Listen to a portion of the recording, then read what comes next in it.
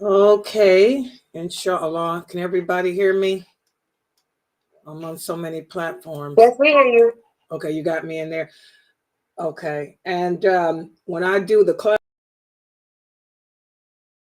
start lecturing, what I'm going to do again, hold on, is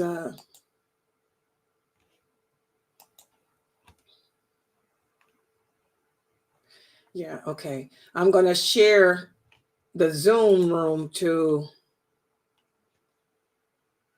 what's this? LinkedIn. Yeah, because Instagram, I got Instagram on another, let me look at Instagram too. I got a lot of people that join Instagram too, but I want to keep them separate. Walaikum salam, brother Isaf Yusuf. Who is this person that can't hear me? Sanaya, what you mean you can't hear me? You should be able to hear good. You're on Facebook. Yeah, I don't have a problem with Facebook and YouTube. It's just I got to keep my eye on the other platforms, linked and Twitter and Instagram is where I get a lot of people too. So I want to be able to see their typings. Okay. All right, we got a couple of seconds here.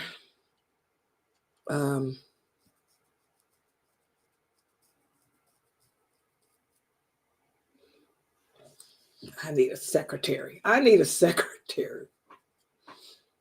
Oh, Dr. Dramali. Somebody remind me to ask Dr. Dramali about Brother Muhammad Ziyada. Remember? Muhammad Ziyada, at what time? I mean, just anytime after this class, Okay. just remind me to text him and ask him. Brother Muhammad Ziyada was the police officer. He's a Palestinian too, and he would give lectures that the kids focusing on the teenagers. And I got a lot of teen kids here. He's in Florida with Dramali, so I want to ask Dramali to get in touch with Muhammad Zaida too, to see if him and Brother Muhammad Zaida can put something together for the youth here. And I keep forgetting to ask him. Yeah, just remind me after class to ask Dr. Dramali to get in touch with Muhammad Ziyada and put something together. Yeah. Okay, inshallah. I got it written down. Yeah. Okay. All right. Okay. All right, guys, let me get started here. I don't have to rush today. I don't have to rush because the only classes we have are mine. So my other class is at 9. And by the way, let me upload that too. I will be doing the story of Shema. Wait a minute. Hold on here. I meant to upload my little thing I made. Let me show y'all for those who haven't seen it. Where's the one I did for Shema? Y'all don't know I'm so stressed out. You know what? I made the video. Did I delete it? Please, Allah, don't let me have deleted my video. Oh, okay. I don't think I did. And while I'm waiting on this to upload so I can show it to you guys, yesterday I talked about a lot of important things. And I got very passionate yesterday too, because this was my students. But we put out some, one of my students, Brother Ahmad, put out a really nice excerpt of what I was talking about yesterday. I do my best lectures when I do my best. Brother Ahmad? Oh, there's Jamali. Assalamu alaikum. Turn his camera. Jamali, I can never remember. Never remember to ask you about Brother Muhammad Ziyada. Yes, he's here in Florida. Yeah, aren't you there with him? Yeah. Close. I can contact him. Yeah, because we got so many youth since I'm streaming on all these other programs. We got these kids are asking about stuff like the drugs and all of this. Boy, he would be good up in here with you again now. I will bring him, inshallah. I'll call him to contact you. Yeah, and just tell him, you know, because tell him that we've got so many followers. I got so many new shahadas, new Muslims all over the world, and he would, oh my God, they would love to hear from him. And I see that he joined. He follows me. I see, because I keep seeing his name pop up every now and then. I think he's listening to me. Yes, he is. How's he doing? Because he's Palestinian too. Is he losing any family over there? No, when I am from Gaza and he's from West Bank. West Bank is okay, but the Gaza is massacres. Okay, so he's okay. Yeah. He's handling everything okay, right? Yes, his family there. Yeah. Yeah, and I'm gonna tell you something, brother. Dr. Jamali, I had a meltdown last night. I don't know if you heard it or not. I figured you did. I said, watch Jamali call. Because a lot of the Muslims here in the West are freaking out. I had one of my students, I had to come down on him and snap him to it. He had the nerve that he's questioning. He said, why is Allah allowing this to happen? I said, you people are going crazy. Now you question Allah and taking yourselves out of Islam. A lot of the Muslims in the West are weak and they're losing it. I understand that a lot of Muslims here or where I live are apostating. They're looking at what's going on over there. They don't understand, you know, and they're apostating. They're weak. They're just tripping. You guys are going to have to address that as the scholars, man. You know, this is bad. Yes. In fact, it's very bad, especially for passionate people who love Muslims. They have the kind of feeling. But always in our Sunnah followers, our example always Muhammad sallallahu alayhi wa sallam. Rasulullah sallallahu alayhi wa sallam in Mecca between his own family, 13 years. Many of his companions got killed, male and female and children. Embargo against Rasulullah sallallahu alayhi wa sallam in Sha'ab Bani Talib, 3 years embargo. No food at all, no water, no nothing. People that also they die of hunger. And Allah Azza wa Jalla Surah Al-Ankabut, in the beginning of Surah Al-Ankabut, أعوذ بالله من الشيطان الرجيم. ألف لام أحسب الناس أن يتركوا أن يقولوا آمنا وهم لا يفتنون ولقد فتنا الذين من قبلهم فليعلمن الله الذين صدقوا وليعلمن الكاذبين. الله عز وجل سيدنا سورة العنكبوت الفرس آيات ألف لام ميم حسب الناس أن يتركوا. The people think, the people lifted to say we are mu'minين. حسب الناس أن يتركوا أن يقولوا آمنا, we are mu'minين. There is no fitna and trials, tribulation and hardship. Yes, indeed. Just like the people before us, since Adam alayhi salam, Nuh alayhi salam, to Muhammad sallallahu alayhi wa sallam. Hardship and calamity. For one reason, of course. Just to ashhadu an la ilaha illallah wa ashhadu anna Muhammadan. The only Muslim country, the only city country following the Quran and Sunnah, only Gaza. Not Saudi Arabia, with Muhammad sallallahu alayhi wa sallam born. Not Emirate, not Jordan, not Egypt. There is no Muslim country following the Sunnah except the people of Gaza Strip. 306 square feet. 2.5 million people there. But last year I was 3 months over there. Masajid, every corner masjid, and teaching the Quran, and memorizing the Quran, and understand the Quran and the Sunnah of Rasulullah and Aqidah. But again, the only Muslim country in the whole Muslim world. Number one, there is no riba. There is no usury. Number two, every sister, children with a hijab, either niqab or hijab. So my point, the message is everywhere. That's why Allah said, hardship to other Muslims to see me happen to you. And unfortunately, not even one Muslim country, not one Muslim country, by the way, supporting or to do anything, not even help. For example, in Egypt, 1.5 million soldiers, all kind of weapons, 1.5 million. They cannot even give sip of water, a water for the people of Gaza. And after that, Jordan and Syria and Lebanon. Gaza is here, and Egypt, Syria, Jordan, and Lebanon are part of Saudi Arabia. And all this country, the leaders, not the people, give attention. The leaders, not the people. Everybody have passion, especially Egyptian. Egyptian, they want to do something, but if you want to speak anything, they'll be in a prison or killed. Simple. Jordan, the same thing. Jordan, the same thing. And Jordan, until now, the Emirates getting food for the Zionism. And who received this? Saudi Arabia and Jordan. Give it to who? To Zionism, not the children of God.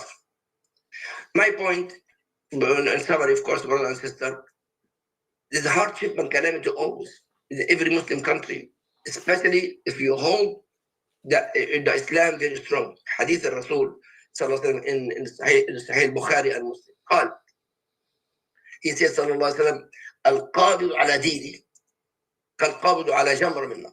The one he hold his deen strongly, just like holding a charcoal in his hand. And if you go to Gaza, inshallah, soon, we're going to go to Gaza, inshallah, and go to Masjid al-Aqsa soon, inshallah, the people really tried as much, they're always seeking Allah subhanahu wa ta'ala, working for Allah subhanahu wa ta'ala. They try to defend themselves, but the different occupation, 75 years. 75 years by the help of Arab leaders. Not the Muslim here, Arab leaders around the area. So yes, it's hardship, as Allah told us in the Quran, many ayat in the Quran, and my job and your job, us, to make dua as much as we can, and we speak about the truth about what's going on in Palestine, in Gaza. Yeah. Yeah. Exactly. And the thing is, guys, we have to remain strong. You can't sit there and let what's happening, freak you out and cause you the apostate, because Allah tells us why he sends this. Those people are strong. Like I said, they welcome death because inshallah, they're martyrs. Subhanallah, like he said, they're way ahead of us. You don't see the women around there walking around with their hair out, their derrieres out. You see the mosques packed. These people know the hadiths. They love the prophet. These stories that I'm teaching y'all about the female companions, where am I getting my translations from? From the sisters over there, and also the sisters who are from over there. They know these stories. They grew up on these companions. They're shocked at how twisted our Western thinking is. How we don't really understand the basics. So Allah is going to test us, according to our strength in faith. Those people are strong in faith. They welcome this, they're ready to meet their maker. The question is, what would you do? If you're sitting there so quick to throw in the towel and apostate, to question Allah and why he's doing what he's doing, you ain't nowhere like them. We got to get it together, guys. The Prophet, like Jamali said, the Prophet sallallahu alaihi wasallam told us what to do. When we are faced with times like this, what's going to save us is our faith. Look at your iman, work on developing your iman, aqidah. That's what it's all about. Strengthen your faith, be strong and firm upon la ilaha illallah. Those are the people that will make it through. And those people are making it through because of that. Subhanallah. Not only that, hadith al-Rasul sallallahu alaihi wasallam, he says, beautiful hadith, al-Bukhari and Muslim also, قال أشد الناس ابتلاء الأنبياء. The most people hardship and calamity, the prophets. ثم الأمثل فالأمثل. So less iman and less iman. And he said in the end of the hadith, على قدر دينك تبتلى. According to your deen, your iman, you believe in Allah and Muhammad sallallahu alaihi wasallam as our prophet, has hardship and calamity. And those people, this is the example right now. The example. May Allah make victory for them and may Allah return back to their houses. Amen. It's very, very sad, Sister Laila. I try to contact today my brother, and one of my sister got also got shot in her leg. Oh my And God. the family alive, they go, they make it, she cannot move at all. They go to our house to give food for her or drink something and go back to their places. Remember when you went last year, one of your sisters was with you giving me salams and all that. Was that her? Yes. Was that the one? She was so sweet. She was talking to me in Arabic and you was translating to me. She was telling me all type of good stuff. Yeah. About my dawah. My sister Azza, my daughter, her name Azza because of my sister Yeah, Azza. That's the one. Yeah. Sister Azza, she teaching the 10 qira'at in Azhar. In Azhar, she teach 10 qira'at. I got ijaza from my sister. That's Azza. That's the one. Yes. She teaching the Quran and the ahkam of the Quran, the rules and regulation of the Quran. And now she can't even move. Subhanallah. Yeah. I have actually his daughter and have three children with his daughter and her husband now in different places. Oh my goodness. Give her my salams and my love and tell her I make dua for her. All my sister. I love her. She was so sweet to me. Until the war, I cannot in touch with my sisters at all. Only in the beginning of the war, I start, but now my brother today called me, alhamdulillah, your sister okay. Oh, mashallah. Yeah, I said okay. Today my brother texted me. It's very, very, very hard to reach somebody over their sister. Situation become more bad and more bad every single day. Oh my God. Yeah, she was sweet. Yeah, she had such nice things and positive things to say to me. Oh my God. Yes.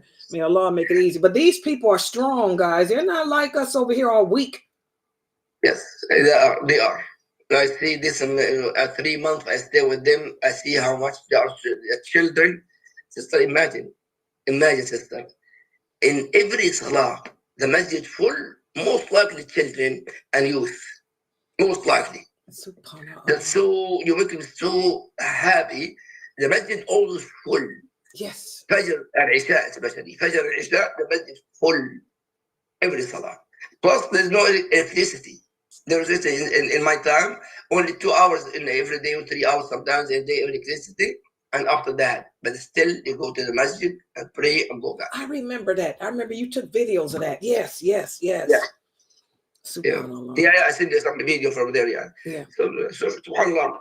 But hardship, but soon, I believe strongly. Soon we're gonna pray together in Masjid Al-Aqsa, inshallah. Inshallah. Jerusalem, Masjid Al-Aqsa, together, inshallah. Inshallah. Okay, well, guys, I'm glad Jamali came in. Inshallah, I will contact Brother Muhammad, inshallah. I will listen to you, inshallah. Okay, thanks for joining. Wa alaikum salam wa rahmatullahi wa barakatuhu. Yeah, subhanallah. I hope that makes a lot of you feel better, I mean, I know it's hard. And like he said, the strongest, remember those hadiths, guys, when I did the series on the last hour. Remember, we talked about how when the Mahdi comes and announces who he is, it'll be the Arab countries that won't accept him. They'll be at the Kaaba fighting on who's going to replace the king who had just died. And then when he announces who he is, they're not going to accept him. They're going to want to fight him. It will be the people of Jerusalem, the Muslims of Jerusalem that will come forward.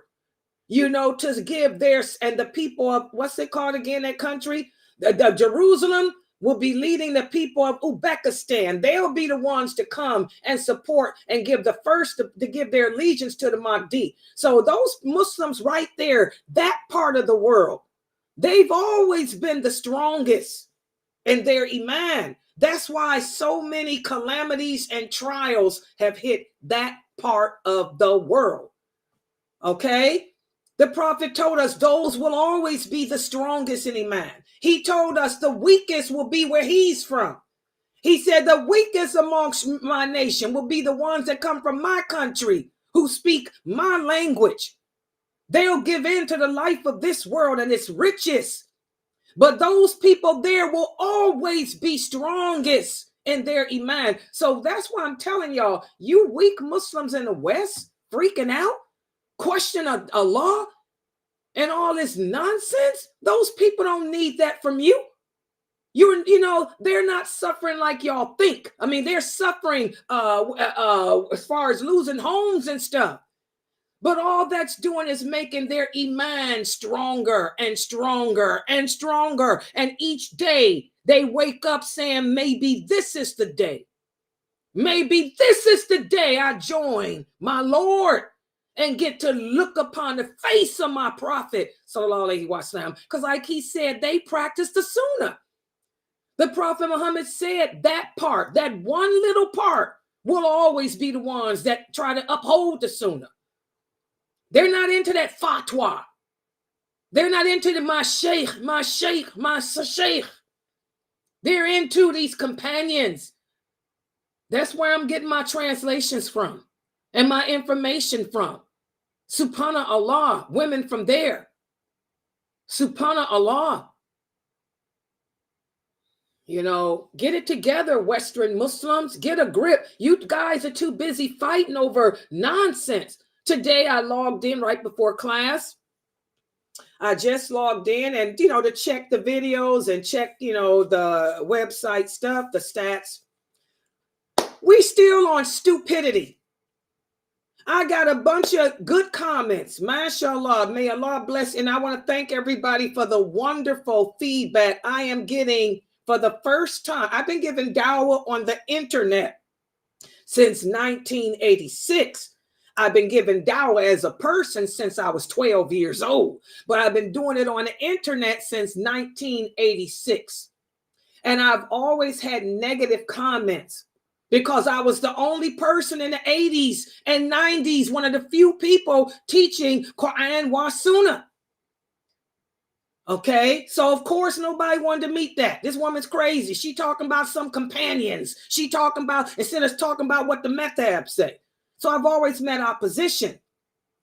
But now, alhamdulillah, since we do have other brothers out there who are trying to teach the message too, you know, it's not being, you know, people are used to hearing it because those brothers are saying the same thing that I'm saying. You listen to Kareem Abu Zayd, you listen to me. We're saying the same thing, basically. We may disagree on women's issues.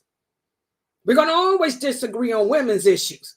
You know, but we're all the Akida stuff, we're saying the same. Same with Sheikh Atlee. Me and Sheikh Atlee disagree on women's issues. That's always going to be a problem. But everything else is the same. Okay? So I'm not getting that many bad, I may just get 2.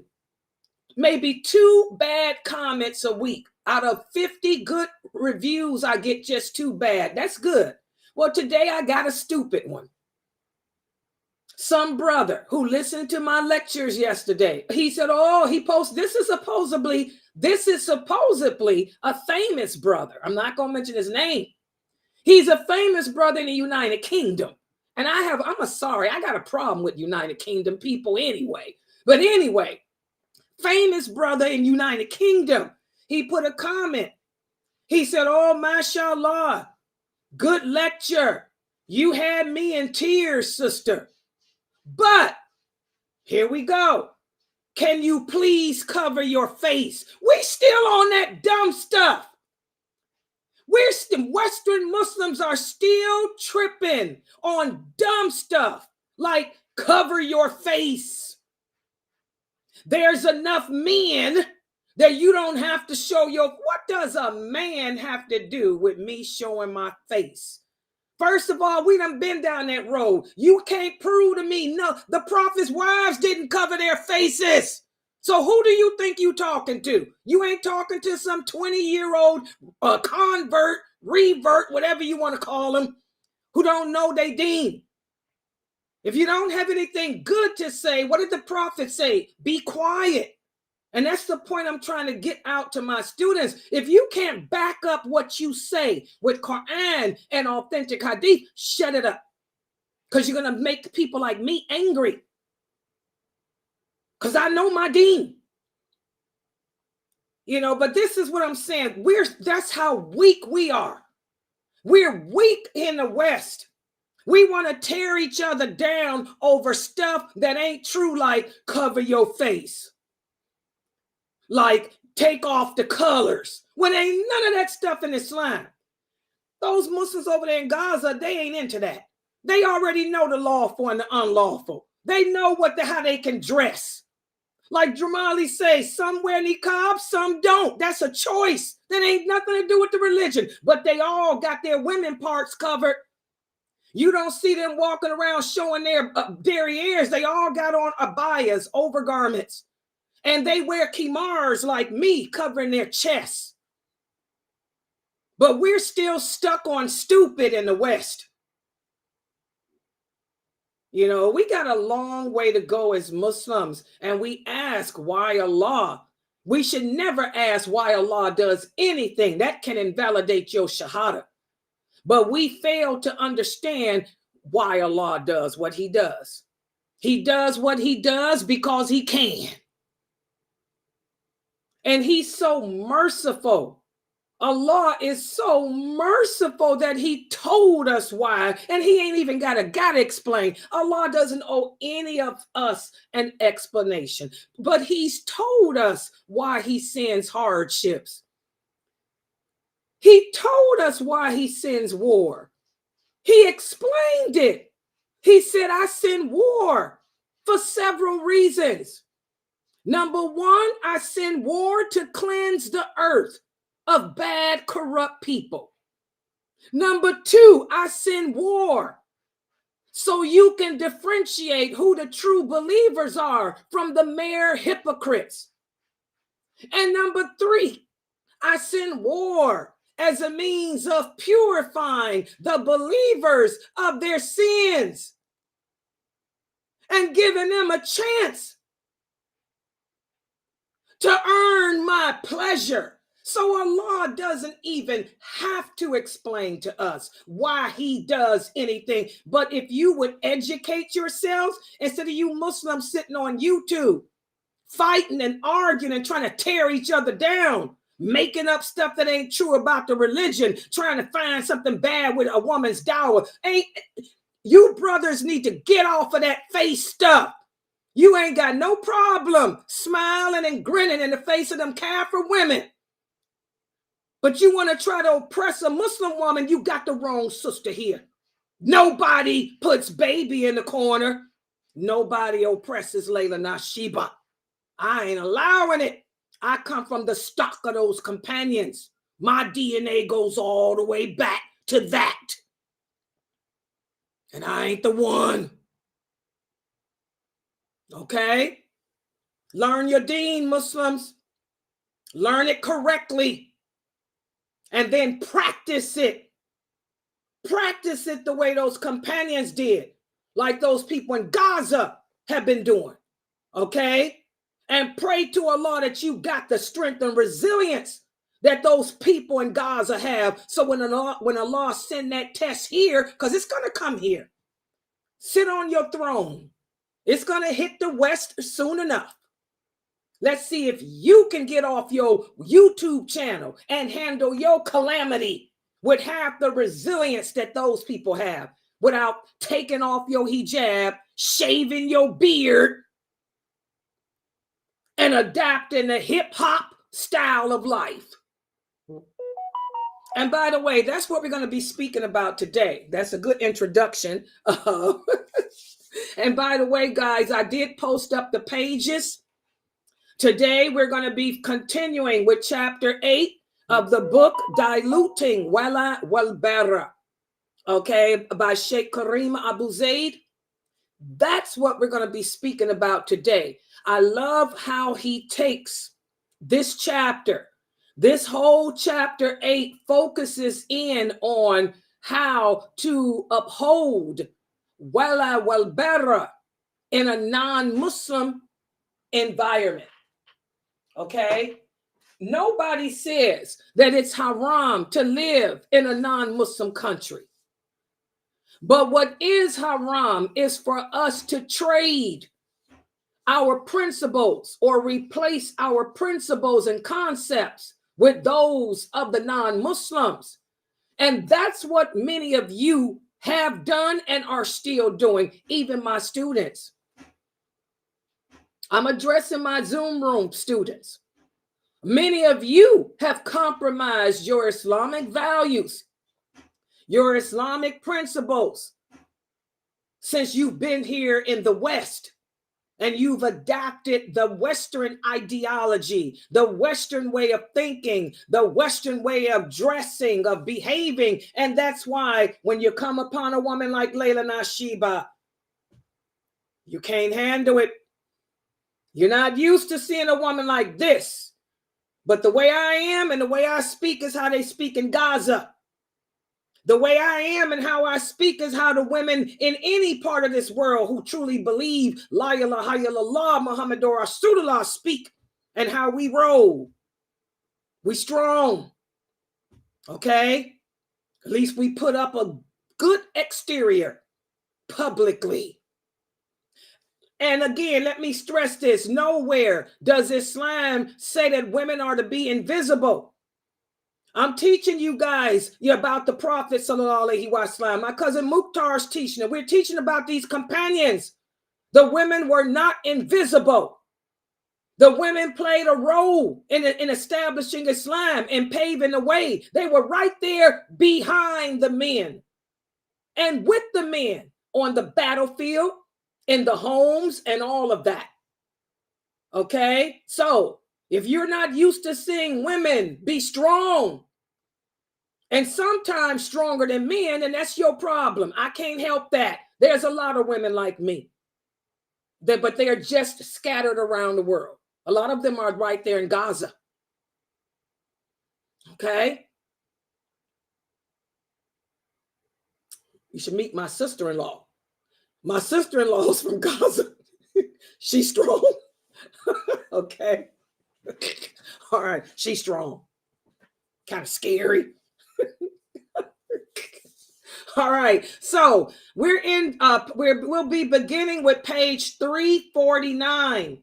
Everybody should pick up your book, Diluting Well Better, and turn to page 349, because today what we're going to be speaking about is just what we're talking about now: how to live in a non-Muslim society, but still maintain that better, that allegiance and disassociation. Okay, so let me take everything down so y'all can. And by the way, screenshot. When I put the PowerPoint up, hold on, take this down. Okay, and when I go through the PowerPoint, I want y'all to use your phone or your tablets or your computer to take screenshots and then print everything out at the end of the class, so that way you will have it as a booklet. Staple it together and attach it to page 349, since that's the page that we're starting with. I'm making everything full screen. Is this full screen? I hope I got people from my Zoom room who can direct me. You know, Terry, we can see it. Okay, wait a minute. Okay, who's on Facebook and YouTube? Y'all see that, right? That's full? Now I'm gonna do it for you guys here. Wait a minute. Hold on. Let me look at Instagram too. Instagrammers. Oh, Fame, are you logged in on Instagram? Okay, there's Instagram. Brother Isa Youssef, mashallah. Okay, hold on. Now, I am logged in on, this is where my Arabic sisters are and brothers. Y'all want to know some Muslims from over in that part of the world? They on LinkedIn, rooting me on. I'm getting ready to log them on. Hold on. Sister Wafat and Sanam coming in. Hold on. Where's LinkedIn? That's you, Instagram. Okay. This is LinkedIn. Let me type Salam just to set the text. Okay. I'll be able to see. Now, Mina, take a look at this. I need to go full screen for y'all to screenshot, right? That's the text chat. If I keep it, I can see what they type in here, though. Okay, I'll close the text chat. Because, okay, there it is. I see it. So if y'all type on LinkedIn, I can see. I'm going to make it full screen. Okay. Is that full screen for y'all? Now I'm getting ready to take the people here. on YouTube and the other places, y'all getting ready to see me, my PowerPoint. Hold on. I don't know if I don't hear Mina answer me, so I don't know if she's in there. Okay, hold on.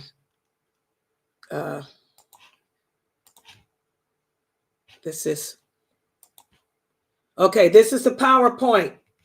I'm getting ready to full screen it so y'all can.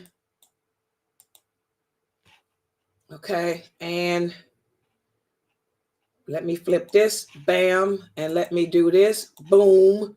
Now, is this full screen for y'all on Zoom? I know it's full screen It is on my phone. Yes, for me, yes. On Zoom, right? Yes. So y'all can screenshot this with no problem, right? Yes. Okay, good. Because I know I'm looking, I got my other computer. I'm looking at Telegram. Telegram is full screen.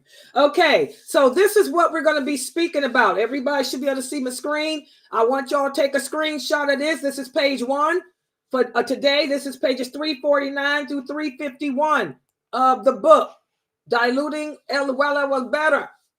We're going to speak about emphasizing and practicing Wala Was Better in the non-Muslim land of America and the United Kingdom. Since you brothers in the United Kingdom got so much lip, y'all so concerned about a woman's face, you brothers better concern yourself with arguing and debating like y'all doing and tearing each other down. I think the Islam in the United Kingdom is too radical. It's too extreme and radical. More extreme than here in America. We went through that already. All right, here we go. And I want everybody to take notes.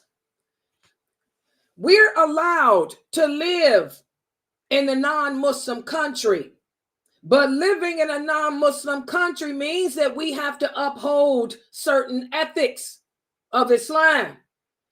And number one, you all know Islam forbids us from imitating kafirs.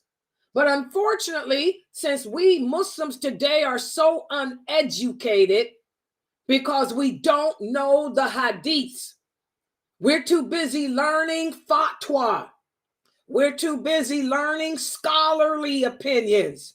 We have replaced the opinions, we have replaced the hadiths of the companions with hadiths of scholars who came after them and even today. But if we get back to the basics, we learn what it means to imitate non-Muslims. And let's look at it. The actions that non-Muslims do can be grouped into 3 categories. And I love the way Dr. Asim messaging me. I love the way Sheikh Kareem Abu Zaid broke these categories down. The actions of non-Muslims are in 3 categories. The first category is religious practices. The second category consists of traditions and customs.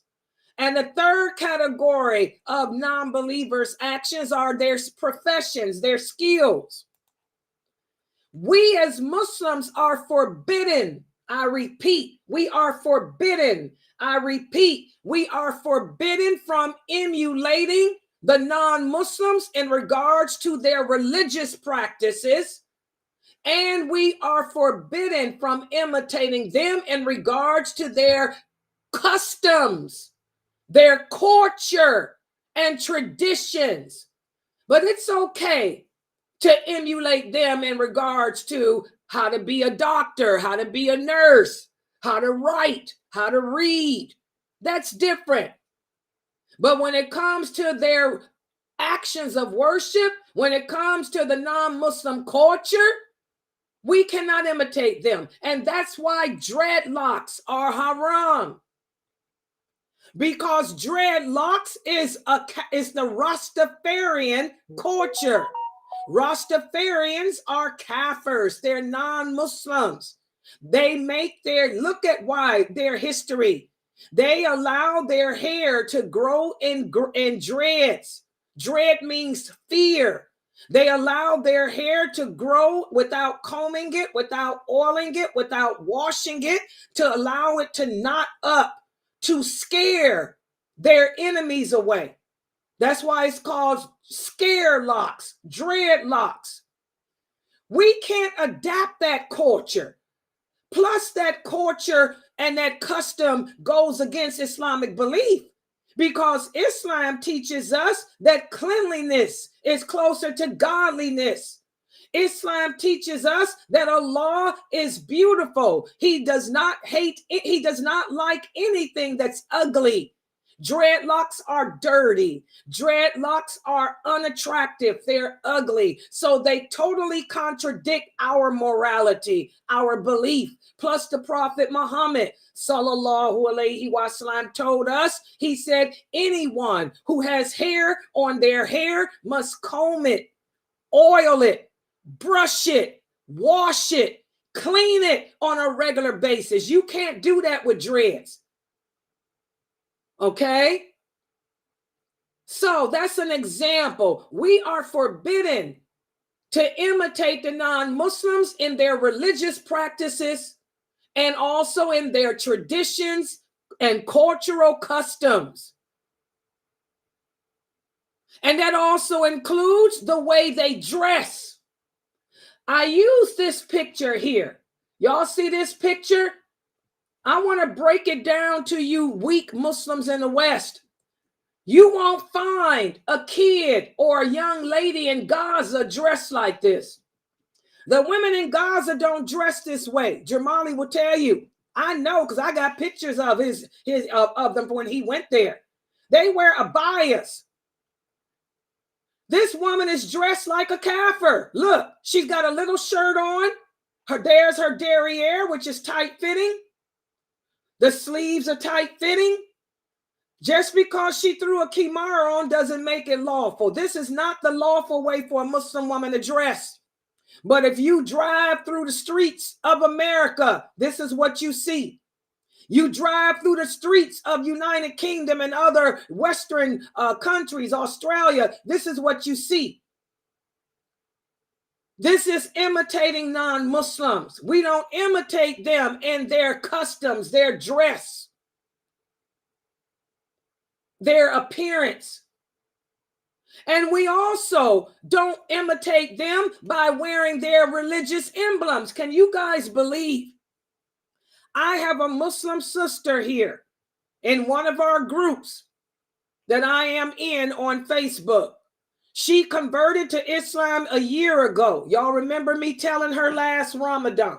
I told her last Ramadan that she needs to throw away the locket that has her mother's ashes in it.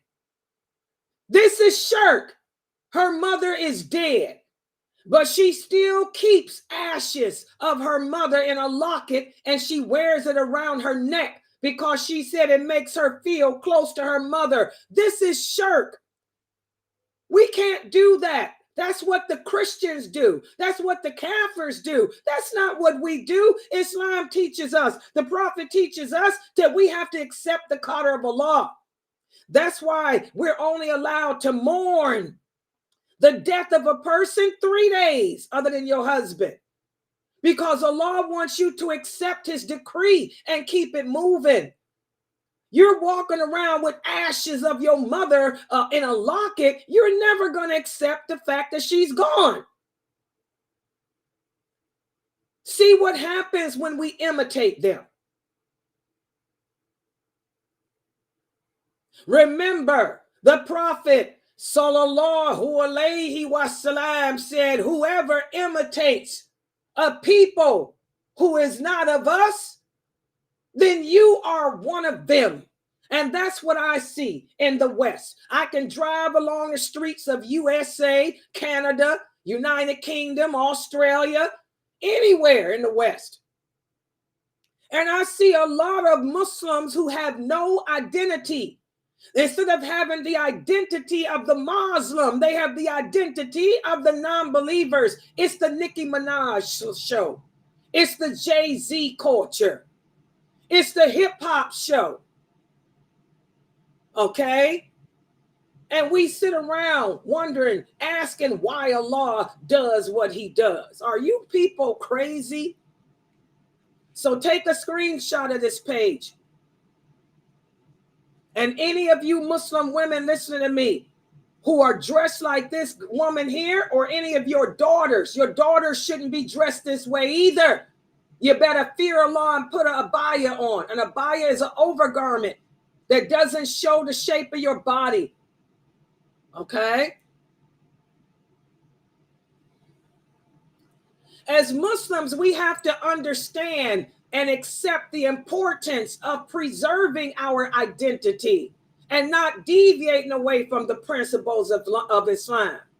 So we have to learn and apply the rules that Allah created regarding imitating non-Muslims.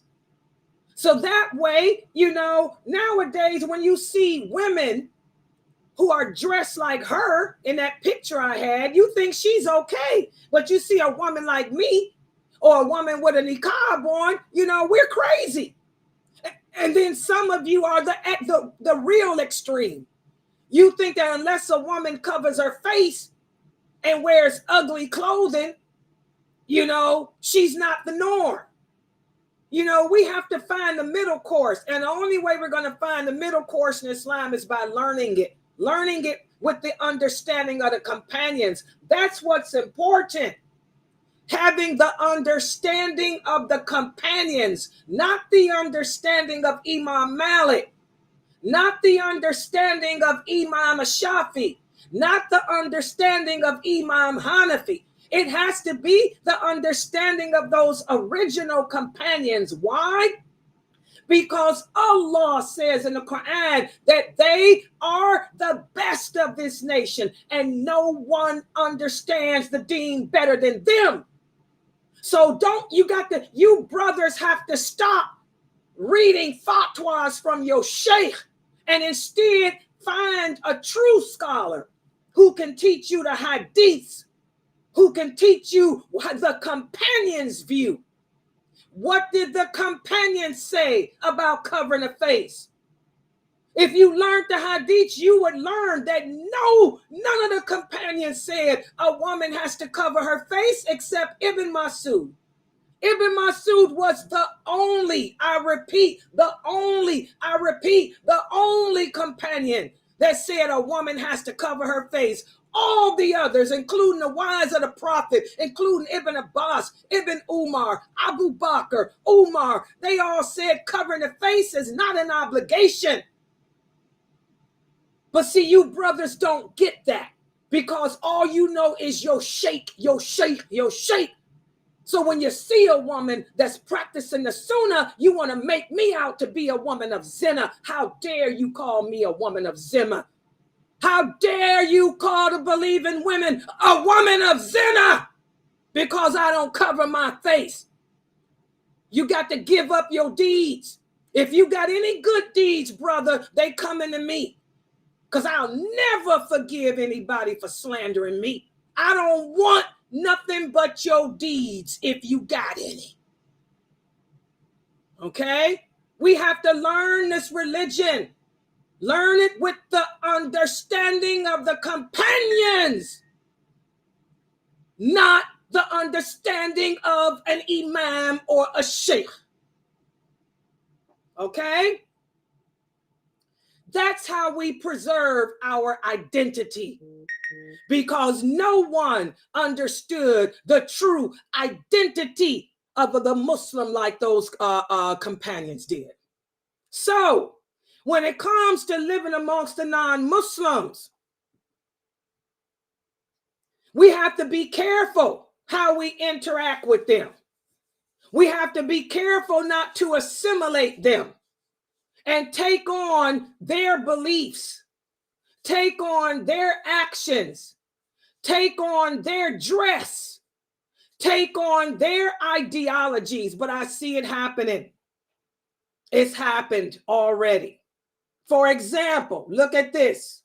How many of you are still, and I'm talking to my students, how many of you are still posting up happy birthday? Enjoy your day. How many of you are still congratulating each other on birthdays? This is haram. We don't celebrate birthdays. This is an act of worship. We don't worship anyone but Allah. Just because I was born, you supposed to wish me a good day? Today ain't no different than any other day. I could drop dead today. Who said you're supposed to wish me a happy day because I was born? I didn't have nothing to do with being born. This is worship. Who said you're supposed to send me blessings because I was born? That's worshiping me. Remember, Allah tells us in the Quran, I'm going to give y'all some more dalil on that because too many of my students are still doing this. Allah says in the interpretation of the meaning, cooperate in righteousness and piety. Do not cooperate in sin and enmity and fear Allah. We want to know why our lives are so bad. A lot of my students ask the question, Sister Layla, why is it that so many bad things are happening? Not all bad things are purification. Sometimes Allah sends bad things to us as a punishment because of our arrogance. So I want my students to understand not all hardships are a purification. They're only a purification if you are not deliberately, intentionally disobeying Allah. I want my students here and Sunnah followers in my Zoom room to write it down. When Allah sends a calamity to you, it is only a purification if you are not intentionally, knowingly indulging in sin. If you are knowingly committing sins, it's Allah's way of punishing you for being arrogant, for being disobedient. So for my students who are still celebrating birthdays, I see you. You on Facebook telling people happy birthday. You on Facebook telling people enjoy their born day. It's still a birthday. Born day sounds even worse. Okay? You know, born day is even worse. As long as you keep on congratulating each other on these non-Muslim celebrations, Allah is going to keep sending calamity to your way. So it ain't a purification for you, it's a punishment. So congratulating non-Muslims or each other in regards to religious celebrations that are not a part of our way, this is a way of deviating away from wala wa bara. It shows you've lost your Muslim identity. Participating in any religious festivals that don't come from us is also forbidden. And we talked about that already. I don't celebrate Thanksgiving. I don't celebrate New Year's Day. I don't celebrate the 4th of July. These things may not have anything to do with worship, but they totally invalidate my allegiance to Allah, to the Prophet, and to the believers.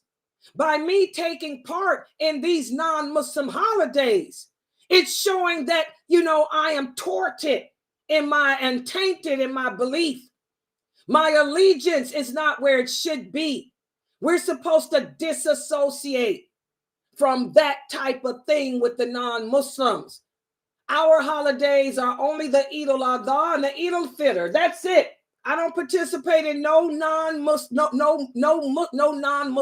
celebrations. So we have to be mindful of our actions and again uphold the principles of Islam and again uphold the identity of the Muslim. Also, another problem in the West, not only do we imitate the Kafirs in their dress, their ideology, their actions, their behaviors, their holidays,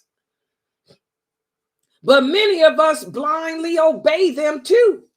I want y'all to take heed to this verse where Allah says in the interpretation of the meaning, verily those who have turned back or apostated after guidance has been given to them because Shaitan has made beautiful for them false hopes. And because Allah has prolonged their age. This is because they said to those who hate what Allah sent down, we will obey you in part of the matter. But Allah knows their secrets. And how will it be when the angels take their souls at death and hit them in their faces and their backs because they followed that which angered Allah? This is what I find as a daya. Too many of the Muslims here in the West, you're trying to be half Muslim and half Kafir. There is no such thing as half Muslim. Either you are Muslim or you are Kafir. It's just that simple. Those people in Gaza, they're not half-stepping. They're Muslim. That's it. They ain't trying to take on the identity of the Zionists around them. You won't go to Gaza and see any Muslim girl trying to dress like the people of that's outside of Gaza, the Zionists. They're not imitating. They're not celebrating the Zionist holidays. They don't do that.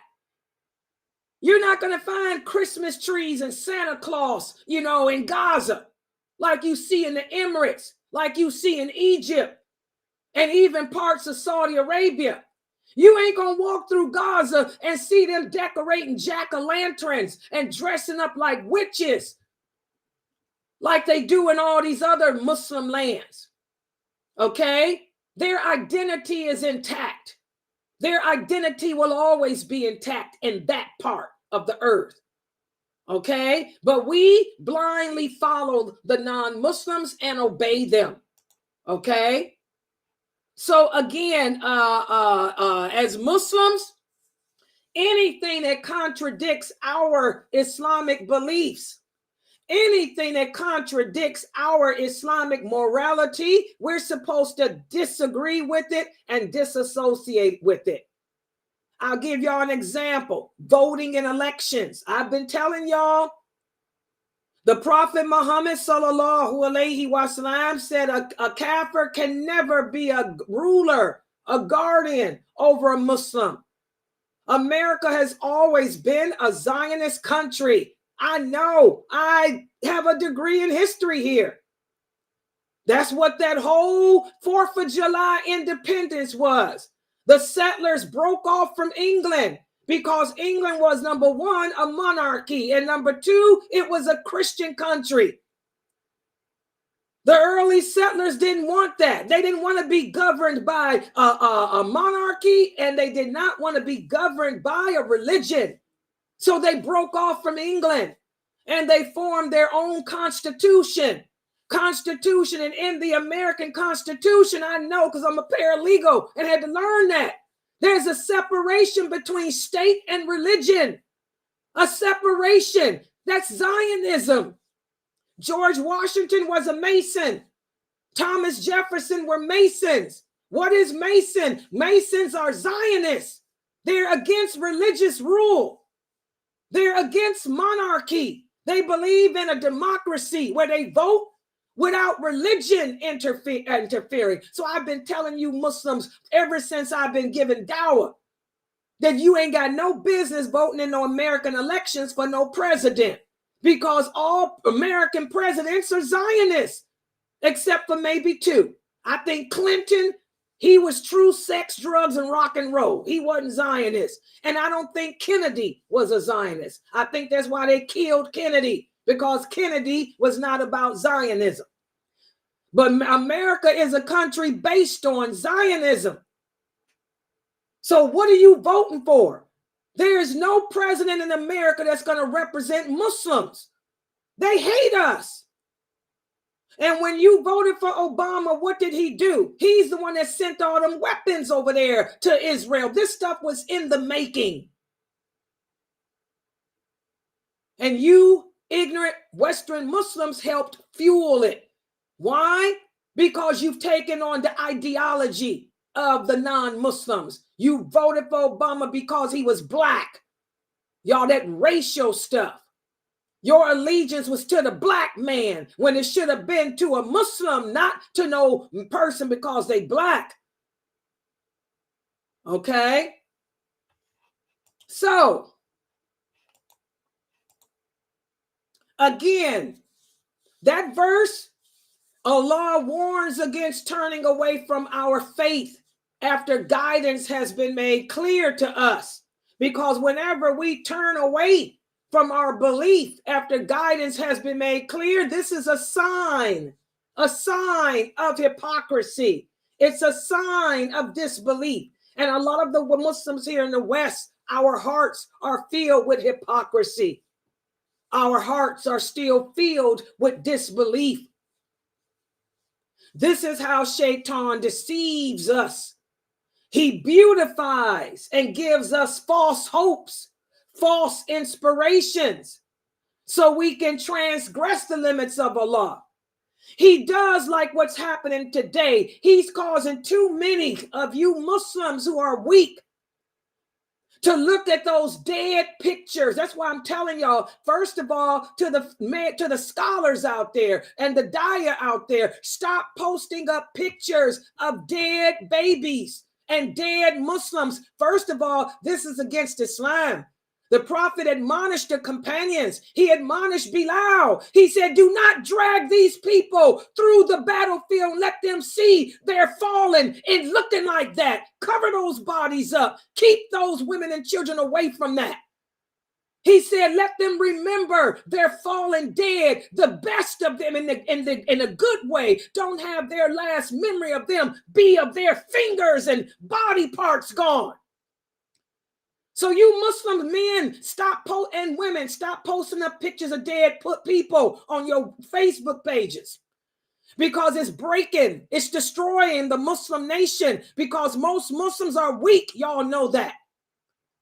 And it's backfiring. It's causing the Muslims to question Allah. It's causing the Muslims to get so caught up in their emotions. Remember, the Prophet said, our emotions will be our downfall. This nation, we're too emotionally distraught. We focus on sympathy instead of empathy. We're not supposed to feel sorry for anyone. We're supposed to empathize for others. Empathy means to put yourself in their shoes and ask, how would you react? How would you behave? What would you want if you were in their situation? We're too sympathetic. We need to be more empathetic. So we're allowing Shaitan to play on our sympathy and cause us to hate Allah and question Allah and ask why he's doing this, like Allah, because we forget that Allah said, I'm doing it for several reasons, even though he ain't got to tell us why. Okay? So this is what happens when we compromise our faith by imitating and obeying those whose teachings contradict ours. The non-Muslims teach to sympathize. The Prophet Muhammad taught to empathize. The Prophet didn't tell the companions to feel sorry for the people that was left in Mecca. He didn't tell the companions to feel sorry. He said, empathize for them. What would you want? What would you do if in their shoes? You'd want to go forward in the way of Allah. You'd want to fight to liberate them. Sympathy keeps you from fighting, guys. Sympathy causes you to lose hope. Sympathy causes you to throw in the towel. Too many of you are like that. You better become like lailanasheeba and be empathetic. Hello. All right. So that verse tells us we have to stay true to our faith, not compromise our belief, not allow our emotions to get the better of us, to not allow the non-Muslims to advise us, to be our consultants, our protectors, our friends, because their lifestyle contradicts ours, and it'll cause us to imitate them, assimilate them, and we'll be weak like them. Okay? I want y'all to screenshot this page. I'm going to give y'all a couple seconds. Take a screenshot of that. Okay, now we go to the quiz. I only got 3 questions, but I want to hear some detailed answer. Sister Fame, are you here? So, somebody here that can give, because I'm not going to be able to see the answers on YouTube and Facebook. Somebody log in on YouTube? Okay, good. So you can tell me what they type. Okay, here's the first question. I want to see what everybody type. I want y'all to give me some examples of imitation. Of what it means to imitate a non-Muslim in your dress. Give me an example of imitating the non-Muslims and how you dress.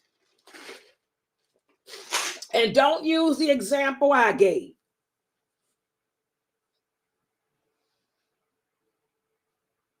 Give us an example. Sagging your pants. MashaAllah. How many of you Muslim youth wear your pants underneath your derriere? How many of you Muslim youth wear your pants dragging the ground under your derriere? MashaAllah, that's an example. Give me another example of imitation in dress. Tight fitting clothes. Said, yes, tight fitting clothes. You sisters wearing tight fitting clothes. That's an example. Give me some more. A woman wearing a bow tie or necktie. Wearing what? A bow tie, necktie. Is that necktie?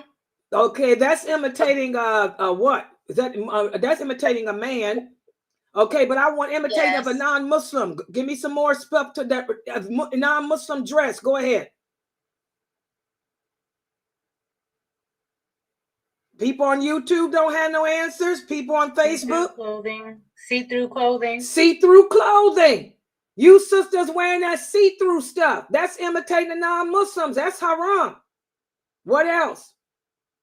Wearing a jean with a hole on it. Exactly. Wearing your pants, your jeans that's torn out. Wearing those blue jeans that's torn out so people can see your skin. Good job. Also, good job, Sakina. I'm on Facebook too looking. Sakina said your toes and your feet not covered. Exactly. A lot of Muslim women don't understand that the top of the Muslim's foot, a Muslim woman's feet, is supposed to be covered. So when you sisters are wearing those sandals that's got your toes out, that's imitating the non-Muslims. Okay, Sister Sophia, she said skinny jeans. Exactly. So there's a lot of things that we do that's imitating the non-Muslims in dress. Good job. Let's look at the next question.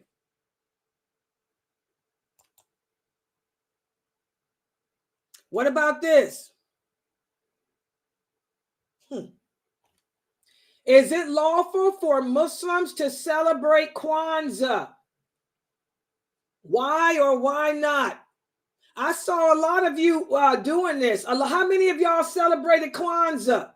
A lot of them African-American Muslims. I saw it on your Facebook pages.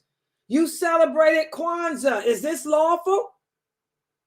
If it is, explain why. What makes Kwanzaa different? What makes Kwanzaa different than Christmas or something? Or do you think it's unlawful? Who can take the mic and explain it?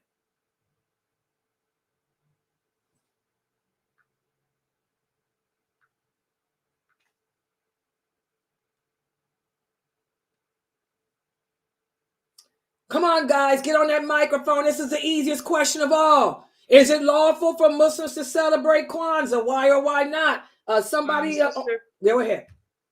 Sister Fatima said no, it isn't, because it's not part of our Islamic belief system.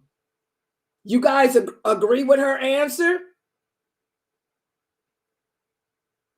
She's correct. This is haram.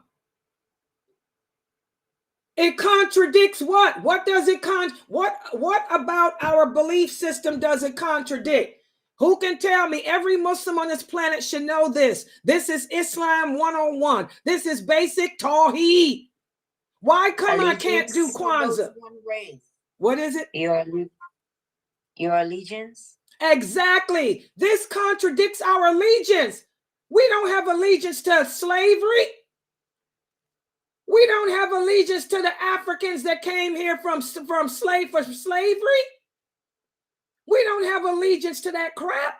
Our allegiance is to Allah, to the Prophet, and to the Muslims. We don't take part in no non-Islamic, non-Muslim holidays.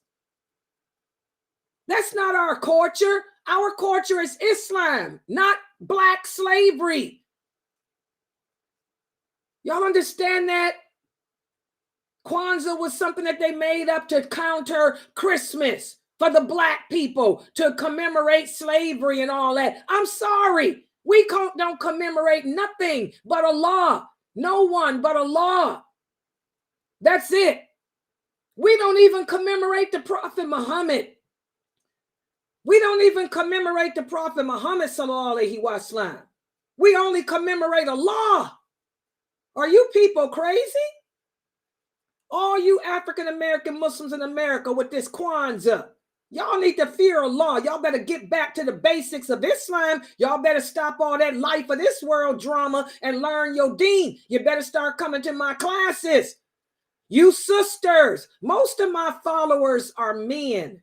65% of the people who listen to my lectures are men.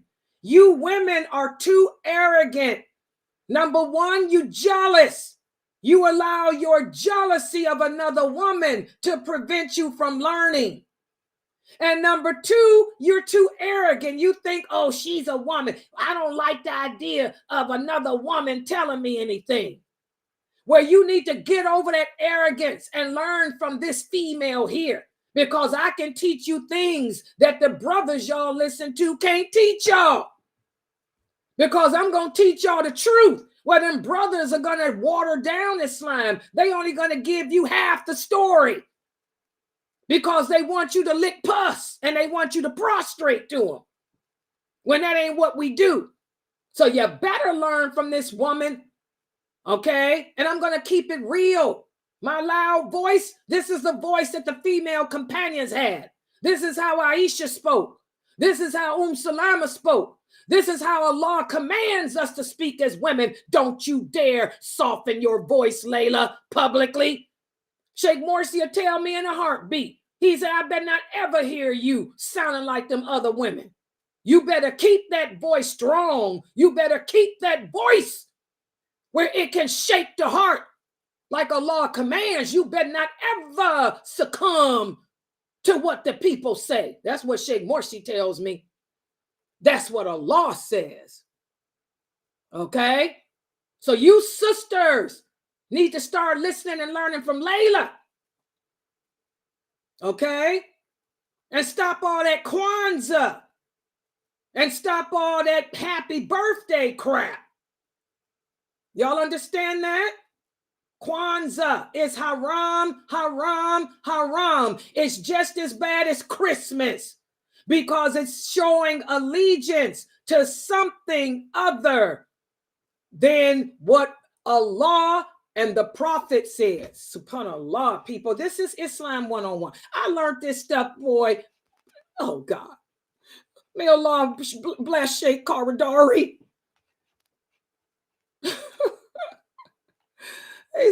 Okay, here we go. Next question. Is it okay to tell another person to enjoy their day because it's their birthday? Who can tell me why or why not? Let's hear the answer and throw in some Quran. Throw in the hadiths. Let's hear it.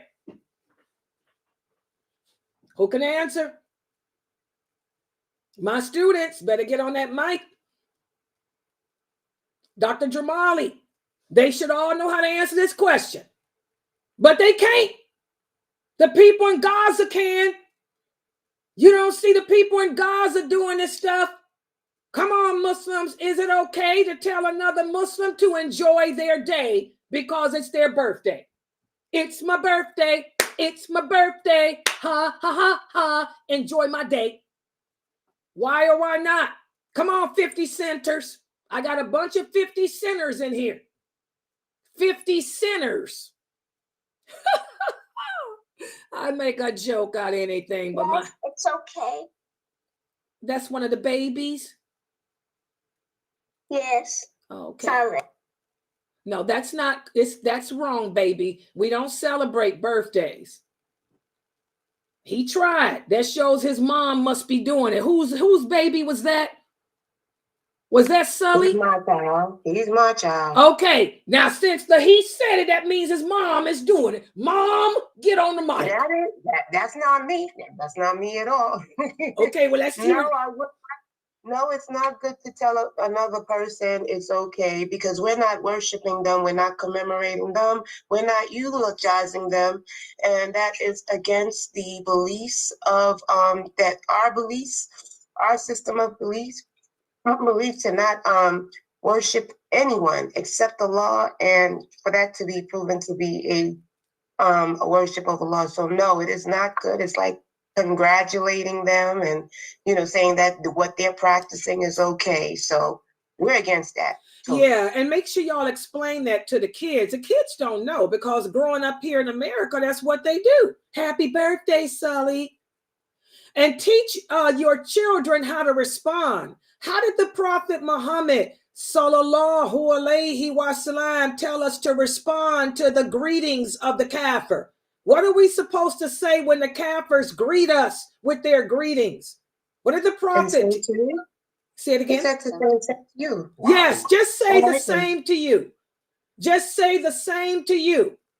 Wa alaikum, which means the same to you. But we don't go around congratulating them. So if a lot of you are on Facebook, that's why I don't put my birthday on there. But a lot of people on Facebook, when they say happy birthday, you just say the same to you, or just don't respond at all. Okay? But what gets me is when I see Muslims telling other Muslims happy birthday and enjoy your day.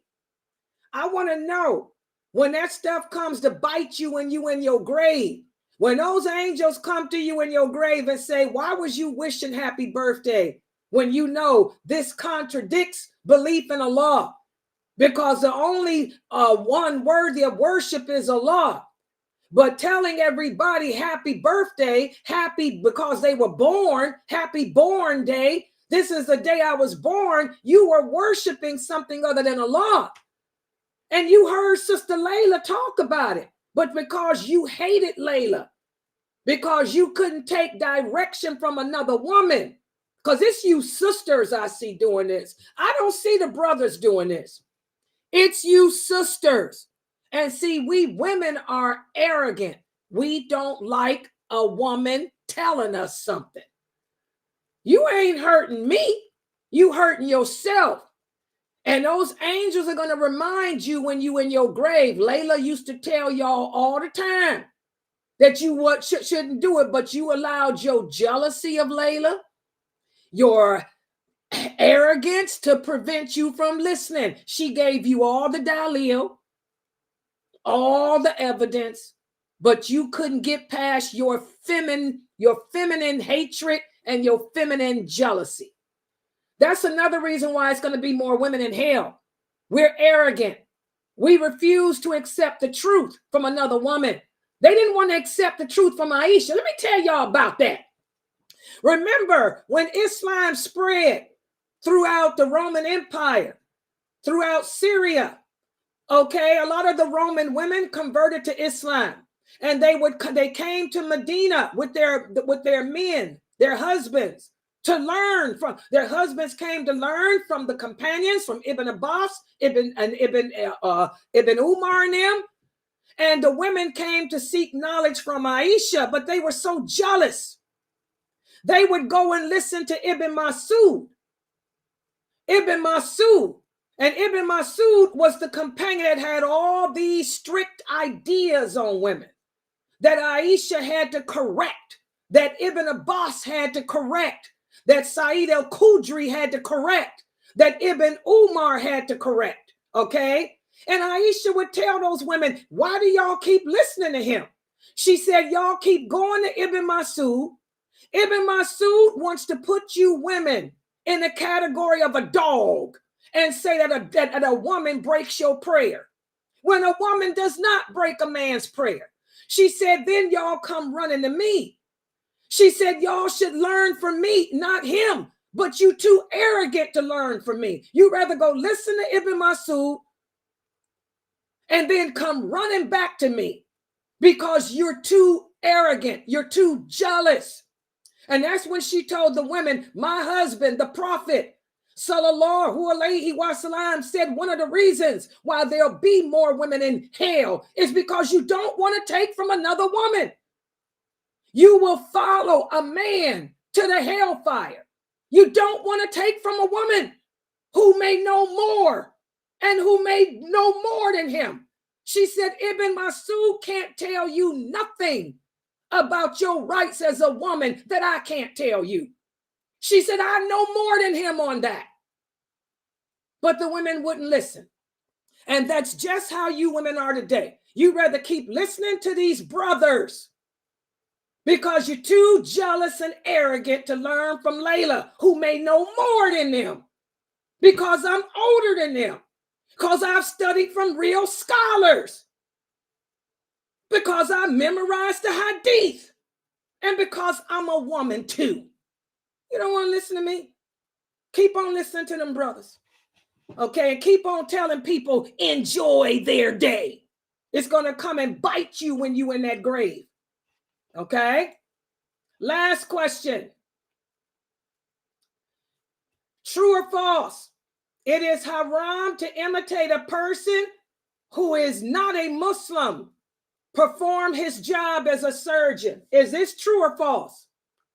Is it haram to imitate a person, a non-Muslim, perform his job as a surgeon? Is that haram? Why or why not? Take the mic.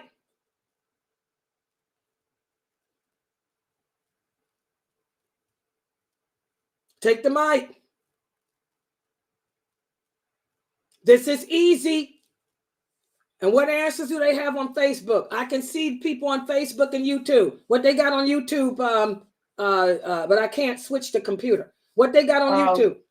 From the previous answers, from the previous question, they have some answers there. Why didn't you give them to me? You already answered it. For this one, Fatima said false. No, it isn't, because it's a career. We can take it. Good job. Fatima, good job. This is the only thing that we can imitate non-Muslims in, guys, is when it comes to, work, stuff like that. If you have a non-Muslim trying to teach you how to be a good surgeon, how to make the cut, that's okay. Or even being a cook, a chef. What if I want to, Rachel Ray, I want to imitate Rachel Ray and how to make a roast beef. That's okay. I can make my roast beef like Rachel Ray. Okay? Something like that, a profession or skill. Subhanallah, the prophet of the prophet's wives, radiallahu anha, many of them used to earn money by making leather. They would work with leather and make things out of leather and sell it. That's what Sauda did to earn extra money. That's what Salama did to earn extra money. That's what Maymuna did. A lot of them would make work with leather. And how do you think they learned? They learned how to sew and make things out of leather from the non-Muslim. Okay? So we can imitate them with that, but we can't imitate them in their dress, in their cultural practices, or their religious practices. Okay? Good job. Now I'm getting ready to focus back on me. Give me a second, guys, to bring the computer back. Y'all know I don't have nobody work this. I'm going to have to teach one of these girls, if I can get one that'll be here every day to do it without me having to call their name. Okay, hold on. I'm coming in. Here we go. There's Layla. All right. So, mashallah, do you guys understand this? You know, this is basic tawheed. We don't dress like them. We don't participate in none of their holidays, even the 4th of July. Because even though the 4th of July has nothing to do with worship, it's not part of our culture as Muslims. We only got 2 holidays. That's it. And we can do our kikas. The Prophet told, there's nothing wrong with doing our kikas. You know, we have good wedding walimas, but we've even imitated the non-Muslims in wedding walimas. My gosh, you sisters walking down the aisle dressing in white, exchanging rings. Y'all have even imitated the kafir in their weddings. This is a sin. This is haram. All right. Are there any questions or comments? You guys did pretty good today. Any questions or comments? Is everything clear? And by the way, Brother Ahmad, he put out part of my lecture yesterday. I posted it up on Facebook and YouTube, how there are no gray areas when it comes to the lawful and unlawful. I don't want to hear none of you sisters say that again. I've heard too many of y'all say that there's a gray area. There are no gray areas in the lawful and the unlawful. Either it's lawful or it's not. And by the way, there's no disliked either. There's no disliked either. Disliked is something that the scholars came up with. Not Allah, not the Prophet, sallallahu alaihi wasallam. Either it's lawful or it's not. The Prophet Muhammad sallallahu, here's the dalil, Sahih Bukhari. The Prophet sallallahu alaihi wasallam said the lawful and the unlawful have been clearly defined by Allah. That means no gray area. It's clear. He said the things that Allah have not mentioned are good and clean. They're all lawful. Okay? He said, but there are some things that may be gray to you. There are some things that you may not know the answer to. He said, so you stay away from it until you ask the people of knowledge. But for us to say that Allah was not clear, we're saying that Allah did not perfect our religion, that Allah did not complete it.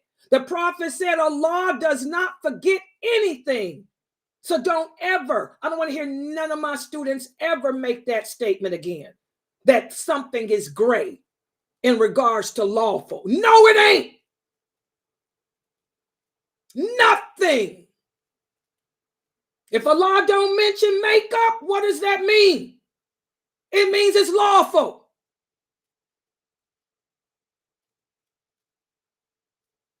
Did Allah mention cocaine? Yes, he did.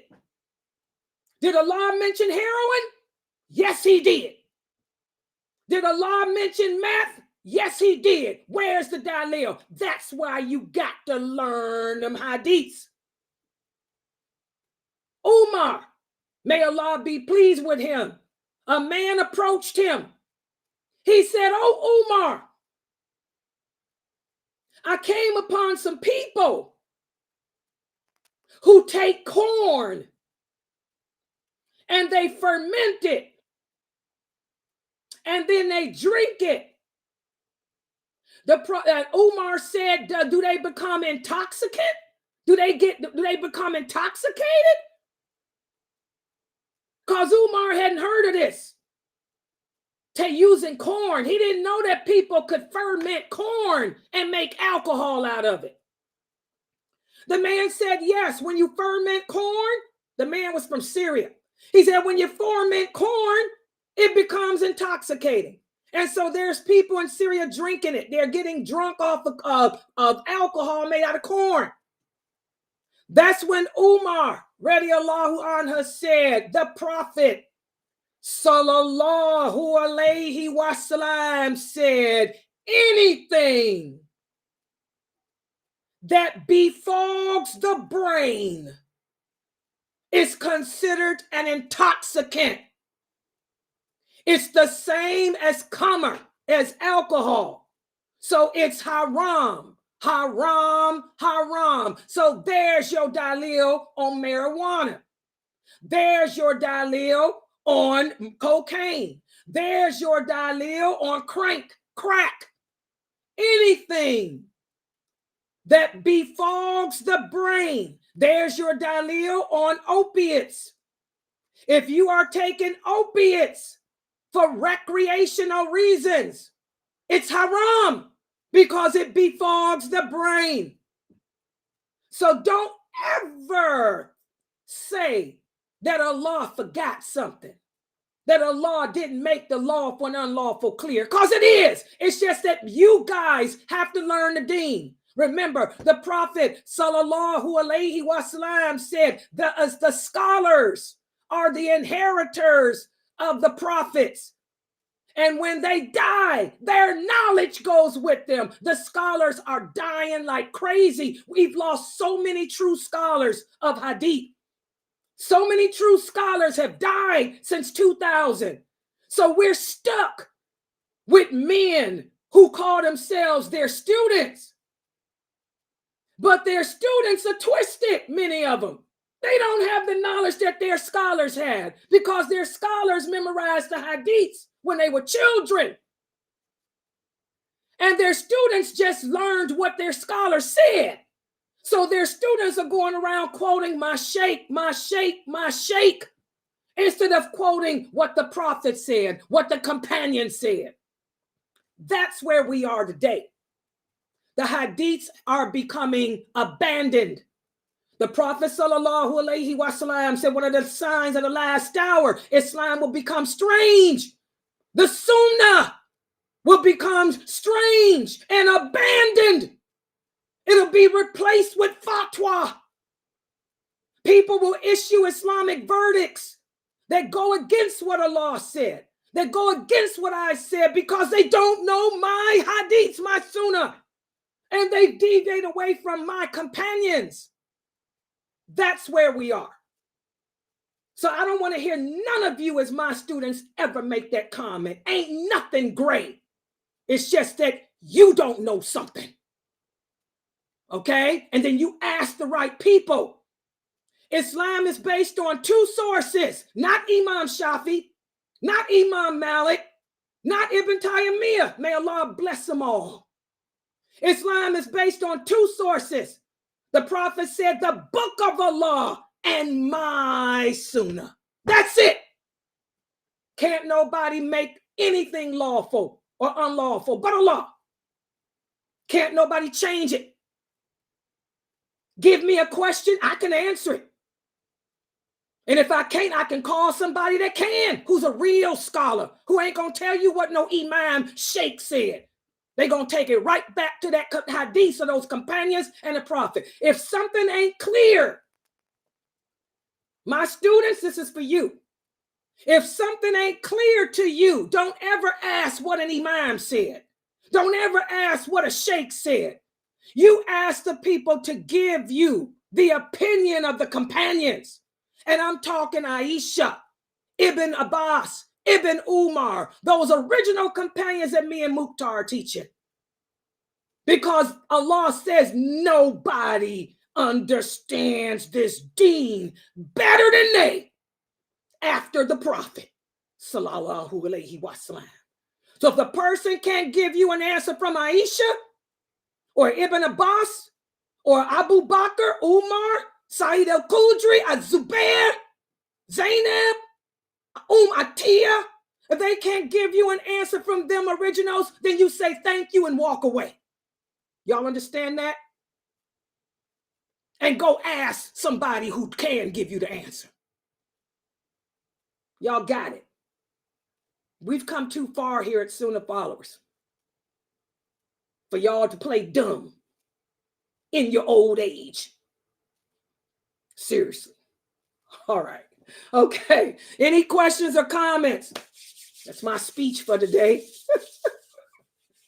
I got to stay on my, for the rest of y'all, listen, I got to stay on my students. I have a lot of students.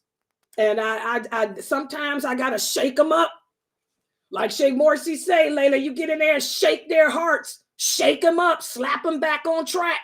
And that's what we're supposed to do as Muslims. When we see each other weakening, when we see one of us weakening, we got to snap them back to attention, put them back on path.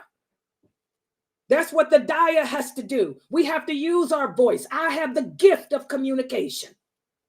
I was trained in how to use my voice to go up and down to shake your heart. So I got to slap y'all back to reality and keep myself slapped back too. Okay, my students I'm talking about. Yeah. So any questions? And by the way, Fatima, you did good. And Jamila, mashallah. Good job, Pamela. All of my students on Facebook and YouTube, y'all did good too. Sakina, all your answers were right. Good job. Proud of you too, Sakina, Pamela, Jamila, and Fatima. All right, guys, I'm going to close out for right now. I will Wait, be... Sister Layla, 1 minute. Don't forget, donation reminder. I forgot, guys. Please, guys, this is the 8th. Yeah, we need donations to pay our website expenses. They went up on our, everybody goes up every year. Please, guys, donate to support us. If you enjoy learning Islam in its truthfulness with the understanding of those companions, please support us, And by the way, I will be doing the story of Shema. Shema was the sister of the Prophet Muhammad sallallahu alaihi wasallam. And a lot of Muslims don't know that he had sisters and brothers, foster sisters and foster brothers. Hamza.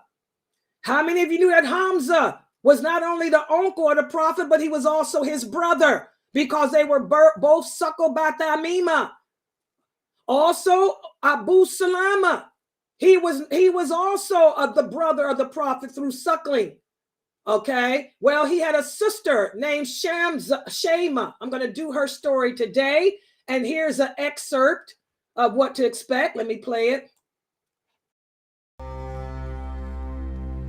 From a family who cared for the Prophet of Allah, she sang songs of hope to him and even bore a mark from him all the way to her death. Join Ustada lailanasheeba as she shares the story of Shema, sister of the Prophet Muhammad sallallahu alaihi wasallam.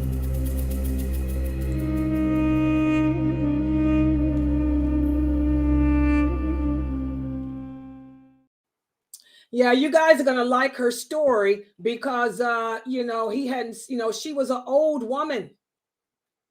When he came upon her, she was very old and he didn't know who she was because he couldn't remember her because he was a little boy and she cared for him. But she had something about her. There was something about her that only he would know. And that's how he recognized who she is. And so you want to be here for her story. Plus, this is when the Prophet sent down the commands about showing dead people. For you Muslims posting up dead babies and people that's killed on your Facebook page, this is when those hadiths came.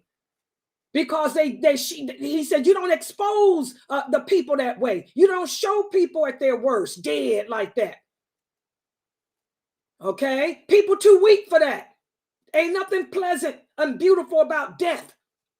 And most people are weak at heart, and you'll cause them to question Allah, like what Muslims are doing today, because all these dead bodies y'all keep showing. So you definitely want to be here for that lecture. That's going to be tonight at 9 p.m. Eastern Standard Time. So I'm going to close out for right now. Inshallah, I'll see everybody back here at 9. Subhanakallahumma wa bihamdika ashhadu an la ilaha illa anta astaghfiruka wa atubu ilayk. See you guys at 9. The Zoom room is open.